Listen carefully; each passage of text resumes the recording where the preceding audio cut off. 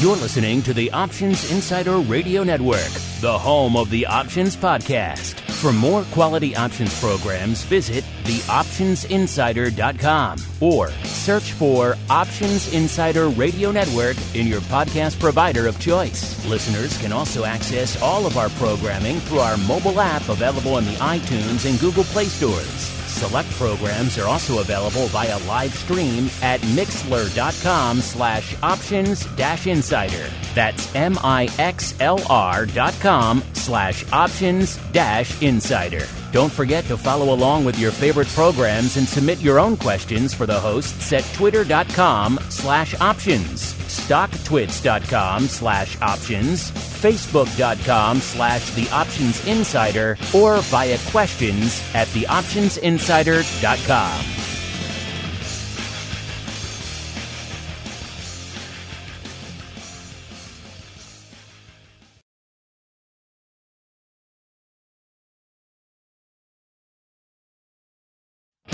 This episode is sponsored by Demand Derivatives, a startup futures exchange and clearinghouse trading the world's major assets in a creative new way. You already trade on an exchange. Here is your chance to own one. Before they approach large strategic partners for funding, the pioneering team at Demand Derivatives launched a crowdfunding portal so that regular traders have the chance to buy shares. Learn more and become a part of this revolutionary fintech project now at demandderivatives.com/crowdfunding.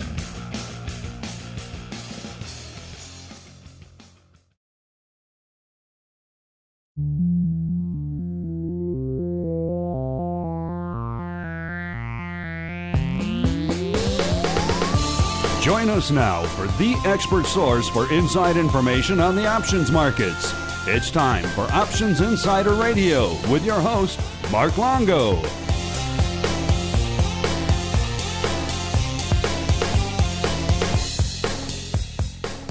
All right, everybody. That music means it is time once again for Interview Tuesday here on the Options Insider Radio Network, the portion of our week where we're joined by guests from throughout the world of options and derivatives and proceed to pick their brains for the benefit of you, the listener. My name is Mark Longo from the optionsinsider.com, as well as, of course, from the ever-exciting Options Insider Radio Network. We're seeing a huge influx of new listeners every month out there. We like to give new people a place to turn for information in these troubled times. So remember, if you like what you hear, keep rating and reviewing this content out there, wherever you're getting the show. It really does help the new folks out there, of which they are legion, discover the content and find their way to what we think is a pretty safe and reliable outlet for them. Of course, keep those questions and comments coming too. We do love to hear from you guys. Let's see who we're hearing from on the old Options Insider Radio program today. I'm pleased to say I'm joined once again by Mr. John Davidson, the CEO over there at the Options Clearing Corp. John, welcome back to the Options Insider Radio program. Thanks very much, Mark. Very nice to be with you and your audience again. Yeah, it's been a little while since you and I have chatted. I think the last time we chatted was face-to-face back at the last OIC conference, which we know was over a year ago now because there wasn't one last year. So it's been a little while, John. I don't know, one or two things have happened since then. But other than that, not much to talk about. What do you think? Pretty quiet time. It's been pretty boring, pretty quiet, absolutely. All right, let's get to it. I want to get to all the record madness in terms of volume going on out there in 2020 and continuing into 2021. But before we get to that, we have to dive into the elephant in the room. This conversation has literally hijacked almost everything going on in the options and indeed the financial markets as a whole. Of course, I'm talking about the madness, the frenzy that is GameStop, the stock being driven up from $4 to $20, and then from $20 all the way up to $500 and change, trading at a north of 1,000% implied volatility. The first time I've ever seen anything like that. So it's certainly a fascinating time. We have a poll out right now, listeners. Actually, you guys can go participate in it right now. It's live, where we ask you, this GameStop debacle, is it up there with other epoch-defining moments in the options market, like the 87 crash, long-term capital management, the dot-com crash, the great financial crisis? So far, 2/3 of you saying, yes, we're living in a post-GameStop world. So there certainly are a lot of ramifications to be felt from this, John. So I'm curious for you. You obviously run the Options Clearing Corporation. Clearing has become very much part of this conversation over the last week or so. What are your thoughts on this evolving frenzy that is GameStop and its ramifications for the market, sir? Well, listen, the Options Clearing Corporation is the central counterparty for the options market. We become the buyer to every clearing member that sells, and we become the seller to every clearing member that buys, either for its customers or for itself. Our responsibilities are for the financial integrity of the marketplace, as well as the operational resiliency in the marketplace. And yes, there's certainly been record volume in certain individual securities and options on those securities. There have been record levels of volatility, but nothing that, from a clearing perspective, the OCC and its 107 clearing members haven't been able to handle very well.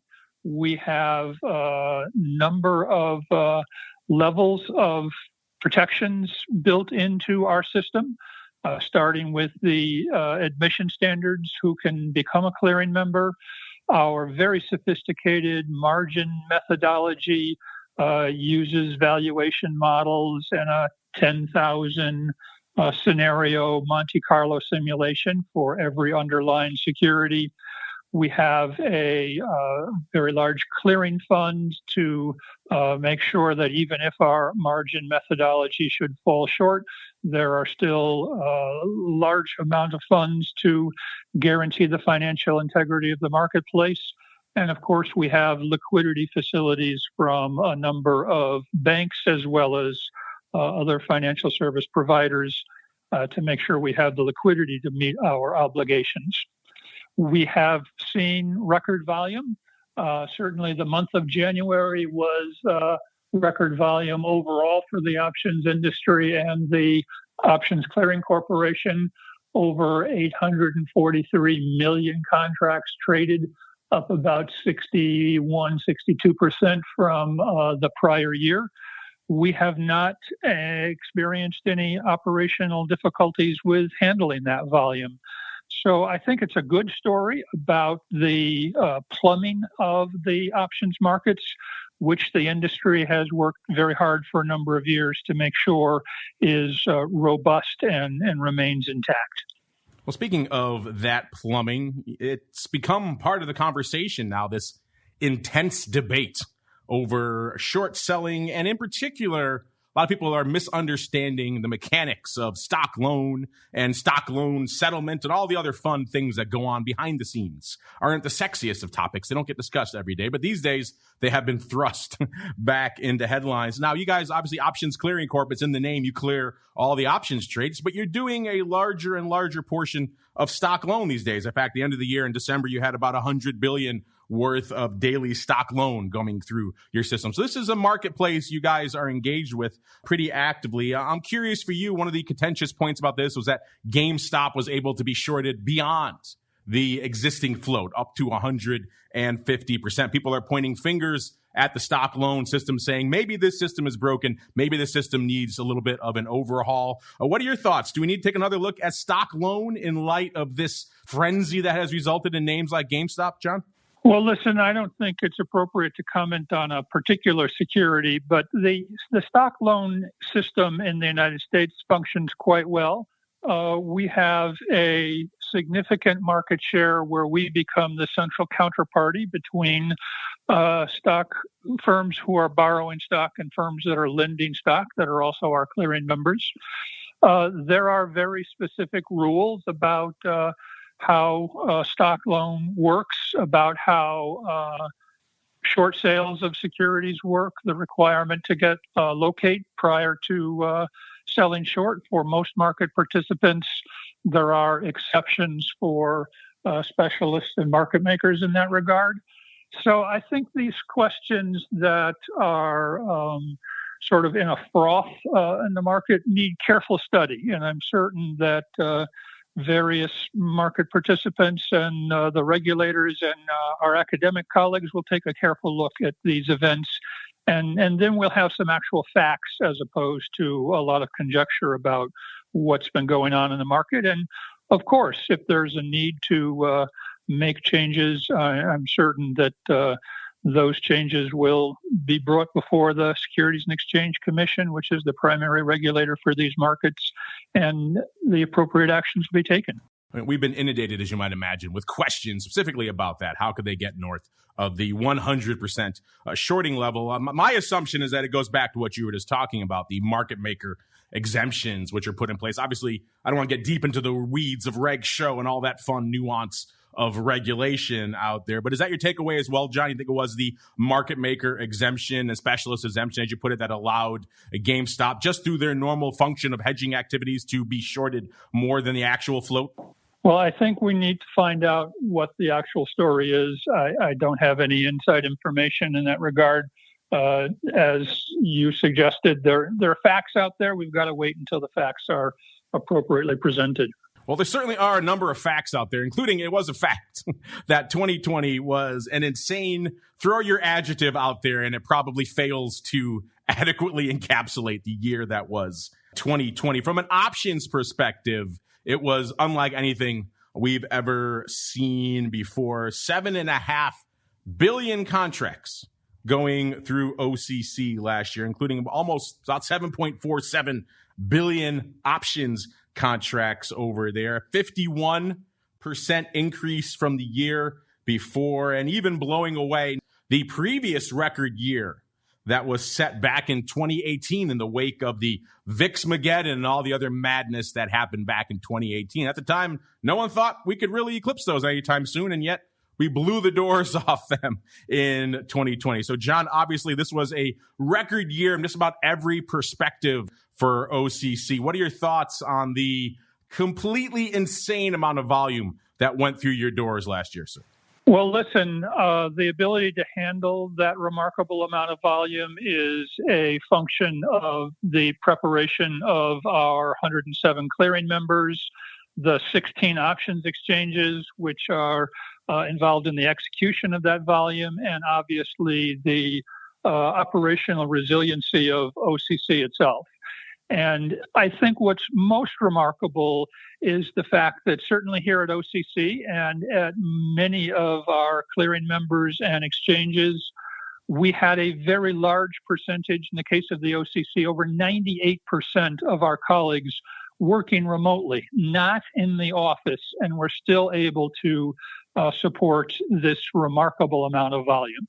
And the same is true about our colleagues at the exchanges, and the same is true about colleagues at many of the clearing members, that while the exchanges that have physical floors opened and closed for a while, we've been able, notwithstanding the pandemic and the very much different operating environment, to handle this tremendous surge in volume.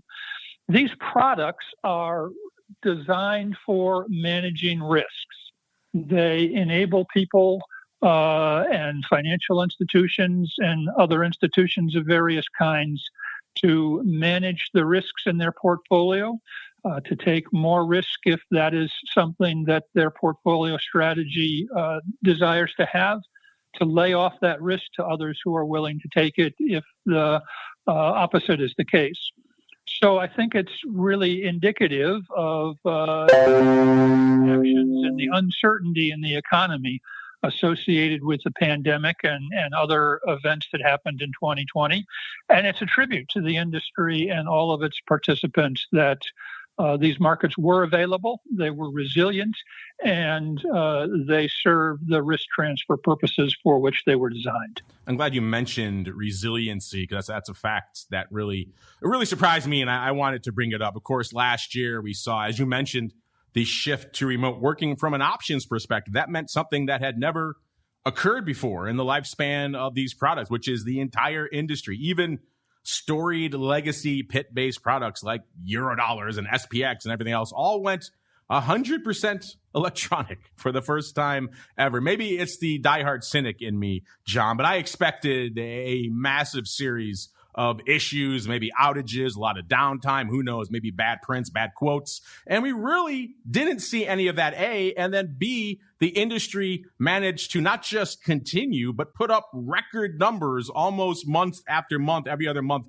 beating the one preceding it. Were you as surprised as I was, John, that the industry not only survived and managed to maintain operations, but was able to do it in this record-setting environment, John, without any real major hangups? I was not surprised, but I was very pleased. You know, the results are a function of a tremendous amount of effort by our market makers, by the exchanges, by the staff at the clearing members, by the staff of the OCC. They all went to extraordinary ends to get this done. They're supported by investments that have been made in the computer processing infrastructure and the risk models that we use for our margin system. The regulators obviously paid careful attention. Regulators, too, had a new environment to work in. We had a number of examinations by our regulators, as we do every year, but they, too, happened remotely as opposed to them coming into our offices. All of those required adjustments, but we're a pretty agile industry, to be truthful, and I think we demonstrated that very clearly in 2020, and we all ought to be proud of that. Well, looking at these numbers, things certainly didn't slow down towards the end of the year. In fact, they ramped up coming into December, 756.9 million contracts. That blows away the previous record set just earlier that year in June of 693. Everyone thought that might be the top for a while. The question coming in to 2021 was, of course, maybe it's going to settle down. You think we could match those numbers? Oh, yeah, you did. You blew the doors off, thanks in no small part to the aforementioned GameStop fiasco there. So far, January numbers hot off the presses just in here before showtime. 843.5 million contracts, a new record, the highest month on record, up 61, almost 62% from January of a year ago. So, John, I guess the answer to that question I was going to ask you, is it going to slow down, is apparently already out. The answer is no. So I guess the corollary to that is we're closing in on 1 billion contracts a month, John. You think that's something that seemed outlandish to even say a few years ago, but now that seems very much within the realm of possibility. You think we're going to have a 1 billion contract month sometime in the near future? Well, we have a very hard time predicting volume. It is not something that the Clearing Corporation has control over. Volume comes to us from our 16 exchanges and obviously from the millions of market participants. We certainly have the ability to handle a 1 billion contract month. The high volume contingency tests that we put our systems through on a frequent basis demonstrate that. And I think the exchanges similarly would not have a difficulty getting from 843.5 million to 1 billion contracts in a month. So if it occurs, great. We need to be prepared for that contingency. We also realistically need to be prepared for the contingency where volume drops off after some period of time. And that's why we have particular adherence to our budget and making sure that we are always acting in the best interest of the industry. We're an industry utility. We're here to serve the exchanges and our clearing members and then indirectly market participants. So we have to be ready for volume up as well as volume down. It's very nice to see this kind of volume. It will drive serious consideration by our board of directors as to whether our clearing fee is set at the right level. We, as you know, reduced our clearing fee during 2020. First time in, I believe, 5 years that we've had a reduction. And clearly, these kind of sustained volumes give us the ability, as we did in 2020, to return a refund at the end of the year to our clearing members in addition to that change in the clearing fee. All of those are a function of healthy volume. we've got to make sure we're ready for both the good times and the bad times. Well, we mentioned the explosion of volume, including the January explosion. A lot of this is attributable to that retail phenomenon we were discussing earlier. Obviously, GameStop's very much in the headlines now, but pretty much the trend of the year for 2020 was the rise of retail in the options markets. We're hearing stories about 1 million plus one lots hitting the market that weren't there a year ago and change. And this new wave of, call them what you will, Robinhood traders, retail traders, one lot traders, call them whatever you want. There are many more of them embracing the options markets now than there were even a year ago. It's very much a revolution in the options space. And again, one of the major takeaways of the year that was 2020. I'm curious for you, John, now that you've been overseeing OCC for a few years and seeing it through a very tumultuous year last year. What are your thoughts on this rise of retail out there, the proverbial one-lot trader? And do you think this is something that the options market's going to have to brace with going forward and perhaps make some evolution to deal with the onset of these new types of traders who are coming into the market doing smaller trades? Obviously, en masse, they could have a big impact, John. Well, listen, I think it's a good thing myself. I think that these are important risk transfer products. It's important that we have widespread participation in the capital markets in the United States as a whole. We're getting a whole new generation of investor. That's got to be something that all of us old guys welcome. There was always a question about when and how could the industry attract the next generation? Generation change always happens. People get at the, sort of the wealth accumulation part of their careers, having them have the confidence that we run fair and equitable markets, that there's fair access to those markets, and that they understand the products, the risks of those products, the strategies that are available, and of course have the financial wherewithal to meet the obligations that trading those products have. As long as those things are happening, and certainly OCC's investor education efforts are a big part of that, what you do and what this program on the Options Insider does is vital to helping people understand these markets, what the ins and outs are, what the risks are. And we should all welcome more participation, be it institutional participation, managing the risks that various institutions say. And yes, let's welcome additional retail. There have always been retail investors in these options products. That's the advantage of exchange-traded options, is they're available not just because you happen to know the put or call broker who had a small office in the sub-basement in some Wall Street building, but because you could go to an exchange and trade on that exchange with the same rules that you traded the underlying security. So, of course, we see retail investors participating in these markets at a significant level ever since they were formed in 1973. I think it's great to see more retail investors in these markets having the understanding of the products, what risk characteristics are, and it's just a positive thing. You have to, though, make sure that you understand the operation of the market, you understand the risk of the product, you've done good due diligence about the clearing member that you trade through, and you've got good sense about what your strategy is, and have the financial wherewithal to meet the obligations as they come due.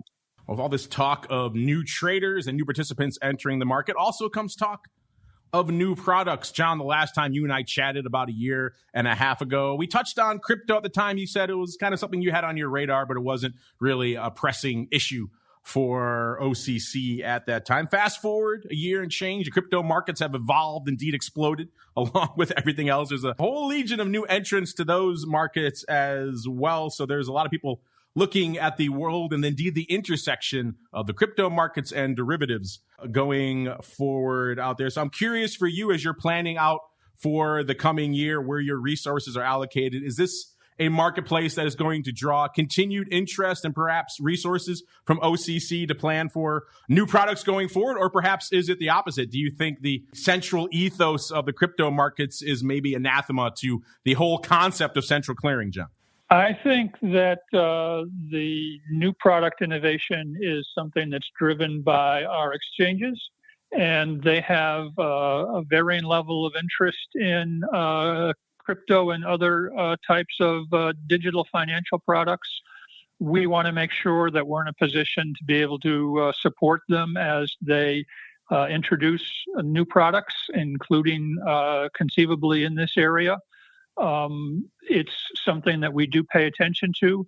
I don't see anything huge on the horizon, but I don't see any incompatibility between a option with a digital underlying and central counterparty marketplace. The need to understand the risks, the need to understand the strategies, the advantage of having options on an underlying digital asset is not that much different than the underlying of a security or the underlying of a physical asset. The risks are quite similar. The transfer of risk characteristics are likewise similar. So it's really in the ballpark of our various exchanges. Well, I mentioned the massive influx of new retail options traders last year. Along with that has come a massive new influx of listeners to our network, many of whom are new to the world of options. And so they bombard us with questions about many different topics, including one that seems to come up time and again. We chatted about this a year and a half ago, John, something that continues to befuddle new entrants to the market, talking about open interest. People are confused. They're new. They come in, they trade an option. They know they can get the trade done in milliseconds now and get a confirmation and it's all done. Yet they're confused why they have to wait 24 hours to see the OI updated. And of course, that confusion is compounded when they look out to other marketplaces, let's say crypto. We were just talking about, for example, they're seeing exchanges on that front being able to provide things like hourly open interest updates. The traders can see the fluctuations intraday. Obviously, it's not quite the same thing, a much smaller market from an overall volume and notional value perspective in the crypto space. But still, it does raise a lot of questions these days, John, about open interest. So I'm curious for you, as someone who oversees OCC over there, do you envision a world anytime in the near future where we might see open interest updated more frequently than just once every 24 hours, John? Well, look, that is a challenging topic. The infrastructure for the marketplace is not fully there at this time, but we're certainly headed in that direction. You can't have instantaneous open interest. You need to understand how the various transactions impact portfolios. But as we move to our major transformation project as an organization, which is our Renaissance initiative to replace our existing technology with a much more nimble, if you will, agile technology, we will have a much closer to, I don't want to call it real time, but I would say an on-demand ability to calculate things that are currently calculated on a batch basis and predominantly happen during the overnight processing after trading hours. So whether we'll get all the way to multiple cycles during the day where you can view the change to the open interest, I think that remains to be seen, but certainly the underlying capabilities of doing that, open close indicators, having better information on a more real-time basis, the ability to make corrections on a more real-time basis, all of that will come as we deliver our part of the Renaissance technology. I like it, John. You're going to make a lot of our listeners happy with that answer. Unfortunately, that music means we come to the end of our time here on Options Insider Radio, John. But before we go, we like to leave our audience looking towards the future, maybe a little bit of hope, a little bit of optimism. So if you'd like to leave our audience with a little bit of a hint, a little bit of a tease of what you and your team have planned for the year that is 2021, maybe some interesting new initiatives you have up your sleeve, John, now is the time. The floor is yours, sir. Well, thank you very much. Obviously, we are very focused on our Renaissance project, transforming how we use these products, how we support the industry. We will be moving our securities lending business to a much more digital and distributed environment using so-called distributed ledger technology. I think that's very exciting and supports the growth of the securities lending business. We'll continue to support the new product innovation of our exchanges. We did add the small exchange to our portfolio of futures exchanges during 2020, and we'll continue to support new product innovations by all of the existing exchanges, but most fundamentally delivering increased business agility to our clearing members through the Renaissance project and continuing to make sure we have the operational resilience and the financial wherewithal to support the huge growth that we're seeing in these markets. We really appreciate all of the participants, our 16 exchanges on the options side, our 2 futures exchanges, the securities lending market, 107 clearing members, and all of those well-established as well as brand new market participants out there, our market makers that supply all of the liquidity to the options markets in very creative and innovative ways, and look forward to continued success. We're off to a great start. We had our first 60 million contract trading day, and we are going to continue to grow with the industry and look forward and really appreciate your contribution to investor education as well.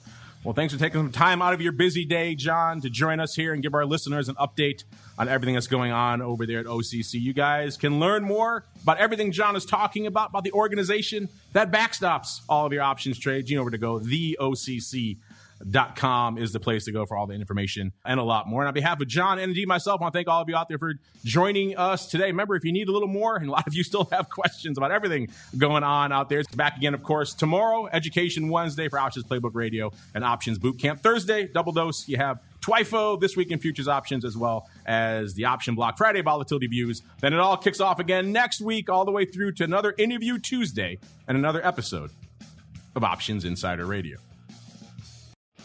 This episode is sponsored by Demand Derivatives, a startup futures exchange and clearinghouse trading the world's major assets in a creative new way.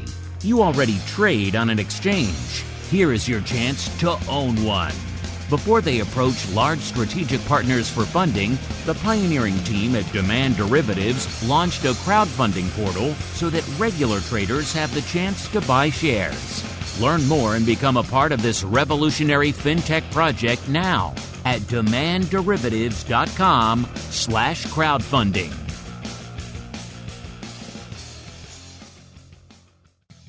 You're listening to the Options Insider Radio Network, the home of the Options Podcast. For more quality options programs, visit theoptionsinsider.com or search for Options Insider Radio Network in your podcast provider of choice. Listeners can also access all of our programming through our mobile app available in the iTunes and Google Play stores. Select programs are also available via live stream at mixlr.com/options-insider. That's mixlr.com/options-insider. Don't forget to follow along with your favorite programs and submit your own questions for the hosts at twitter.com/options, stocktwits.com/options, facebook.com/theoptionsinsider, or via questions@theoptionsinsider.com.